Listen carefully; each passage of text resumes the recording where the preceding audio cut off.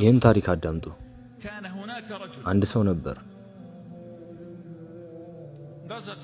አላህም ወንድ ልጅ ሰጠው። ይህም ልጅ 2 ዓመት ሲሞላው ሞተ። አባትም ልጁ በመሞቱ በጣም አዘነ። ከዛም በኋላ ሚስቱ አርግዛ ሁለተኛ ወንድ ልጅ ወለደችለት። 1 ዓመት ሳይሞላው ያ ሁለተኛም ልጅ ሞተ። አሁን ስንት ሞቱ? 2 ሞተዋል። አባትም በገዛ እጁ ቀበራቸው። ከዚያም አላህ ተራ በተራ 4 ሴት ልጆችን ሰጠው። ሴቶቹም አደጉ። የመጀመሪያዋ ሴት አገባች። ባገባችም ጊዜ ገና ደስታውን ሳይጨርስ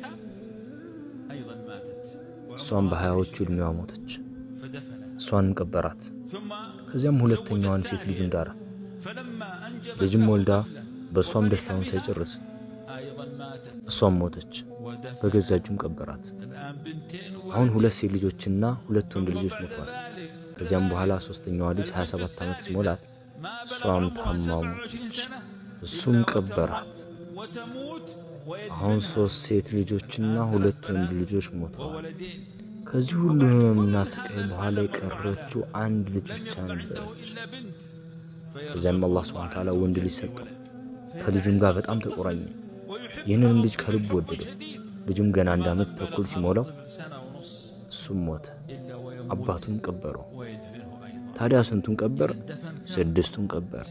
3 ወንድ ልጆችና 3 ሴት ልጆች። ይህ ሰው ማን እንደሆነ ታውቃላችሁ? ነቢያችን ሰለላሁ ዐለይሂ ወሰለም ናቸው።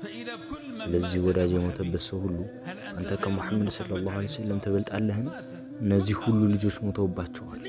ስለዚህ የፈተና ጉዳይ አላህ ሱብሓነሁ ወተዓላ በአንተ ላይ እየተበቀለ ነው ማለት በፍጹም አይደለም። አላህ በሚወስደው ነገርና በሚሰጠው ነገር ሁሉ ጥበብ አለው።